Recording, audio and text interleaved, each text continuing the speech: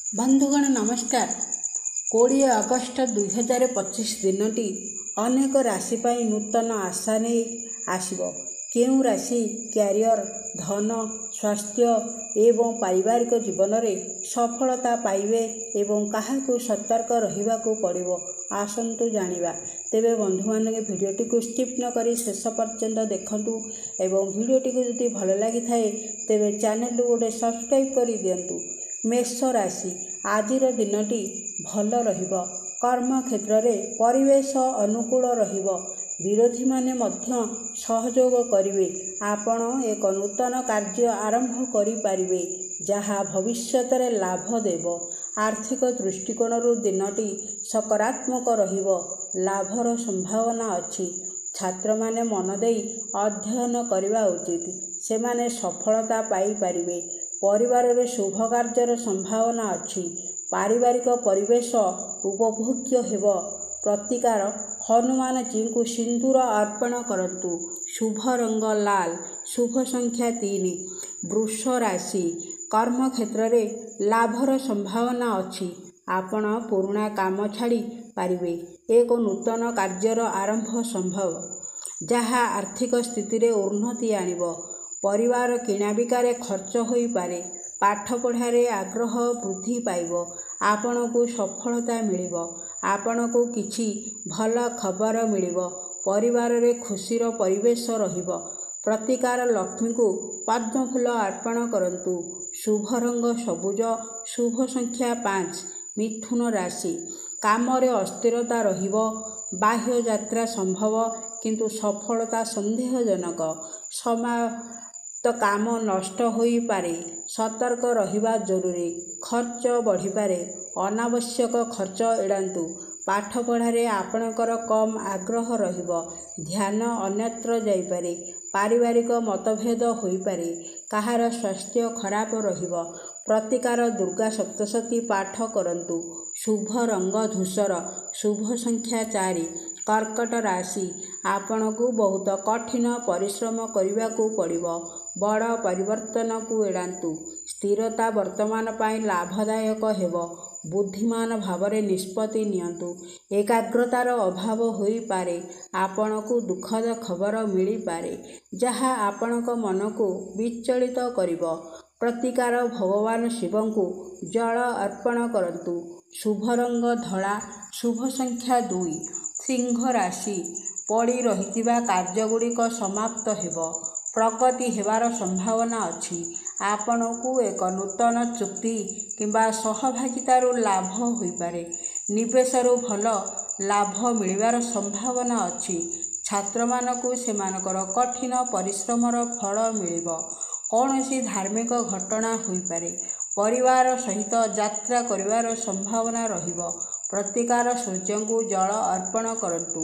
ଶୁଭ ରଙ୍ଗ ସୁବର୍ଣ୍ଣ, ଭାଗ୍ୟ ଅଙ୍କ 1। କନ୍ୟା ରାଶି, ଆପଣଙ୍କୁ କୌଣସି ବିଶେଷ କାମ ପାଇଁ ଯାତ୍ରା କରିବାକୁ ପଡ଼ିପାରେ। ବ୍ୟବସାୟରେ ନୂତନ ପରିବର୍ତ୍ତନର ଧାରଣା ଲାଭଦାୟକ ହୋଇପାରେ। ପୈତୃକ ସମ୍ପତ୍ତିରୁ ଲାଭ ସମ୍ଭବ। ପୁରୁଣା ବନ୍ଧୁଙ୍କ ସହାୟତାରେ ଆପଣ ପାଠପଢ଼ାରେ ଲାଭ ପାଇପାରନ୍ତି। ପାରିବାରିକ ଦୃଷ୍ଟିକୋଣରୁ ଦିନଟି ଭଲ ରହିବ। ପ୍ରତିକାର, ଗଣେଶଙ୍କୁ ଦୁବ ଅର୍ପଣ କରନ୍ତୁ। ଶୁଭ ରଙ୍ଗ ନୀଳ, ଭାଗ୍ୟ ଅଙ୍କ 6। ତୁଳା ରାଶି, ବିପଦପୂର୍ଣ୍ଣ ନିଷ୍ପତ୍ତି ଏଡ଼ାନ୍ତୁ। କାମରେ ସତର୍କ ରୁହନ୍ତୁ। କାହା ଉପରେ ଅତ୍ୟଧିକ ନିର୍ଭରଶୀଳତା କ୍ଷତିକାରକ ହୋଇପାରେ।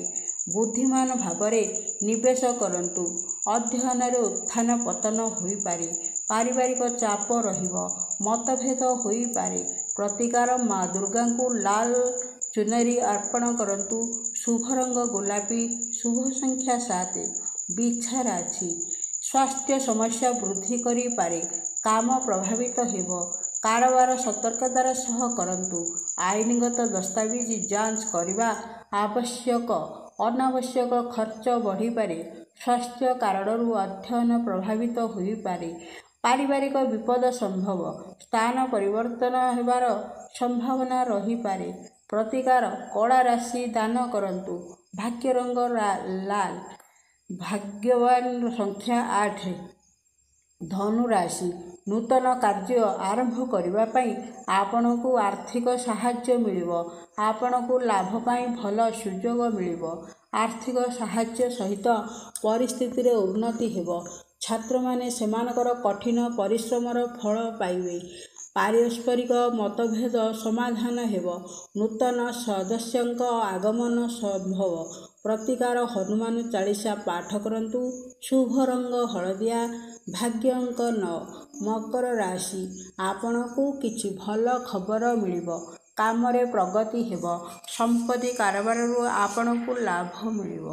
ନିବେଶରୁ ଲାଭ ହେବାର ସମ୍ଭାବନା ଅଛି। ଏକାଗ୍ରତା ରହିବ। ଫଳାଫଳ ଭଲ ହେବ। ଶୁଭ କାର୍ଯ୍ୟର ସମ୍ଭାବନା ଅଛି। ପରିବାରରେ ଖୁସି ରହିବ। ପ୍ରତିକାର ଶନିଦେବଙ୍କୁ ସୋରିଷ ତେଲ ଅର୍ପଣ କରନ୍ତୁ। ଶୁଭ ରଙ୍ଗ ବାଦାମୀ। ଭାଗ୍ୟ ଅଙ୍କ 10। କୁମ୍ଭ ରାଶି, ଗାଡ଼ି ଚଳାଇବା ସମୟରେ ସତର୍କ ରୁହନ୍ତୁ। କାମରେ ବିବାଦ ଏଡ଼ାନ୍ତୁ। ବୁଦ୍ଧିମାନ ଭାବରେ ନିବେଶ କରନ୍ତୁ। କ୍ଷତିର ସଂକେତ ଅଛି। ଅଜଣା ବ୍ୟକ୍ତିଙ୍କୁ ଟଙ୍କା ଋଣ ଦେବା କ୍ଷତିକାରକ ହେବ। ପାଠ ପଢ଼ାରେ ଧ୍ୟାନ ଦେବା କଷ୍ଟକର ହୋଇପାରେ। ପୈତୃକ ସମ୍ପତ୍ତିକୁ ନେଇ ବିବାଦ ସମ୍ଭବ। ପ୍ରତିକାର ଭଗବାନ ଶିବଙ୍କୁ ନୀଳ ଫୁଲ ଅର୍ପଣ କରନ୍ତୁ। ଶୁଭ ରଙ୍ଗ ବାଇଗଣୀ। ଶୁଭ ସଂଖ୍ୟା 11। ମୀନ ରାଶି, ଆପଣଙ୍କୁ ଧୀରେ ଧୀରେ କାମରେ ସଫଳତା ମିଳିବ। ଯାତ୍ରା ସଫଳ ହେବ। ବ୍ୟବସାୟରେ ପରିବର୍ତ୍ତନର ସମ୍ଭାବନା ଅଛି। ବିଶେଷଜ୍ଞଙ୍କ ପରାମର୍ଶ ନିଅନ୍ତୁ। ଆପଣଙ୍କୁ ଟଙ୍କା ସମ୍ବନ୍ଧୀୟ କାମରେ ସଫଳତା ମିଳିବ। ଛାତ୍ରମାନଙ୍କ ପାଇଁ ଦିନଟି ଭଲ। ପ୍ରେମିକଙ୍କ ସହ ସମନ୍ୱୟ ଉନ୍ନତି ହେବ। ମତଭେଦ ଦୂର ହେବ। ପ୍ରତିକାର ମାଛକୁ ଅଟା ଖାଇବାକୁ ଦିଅନ୍ତୁ।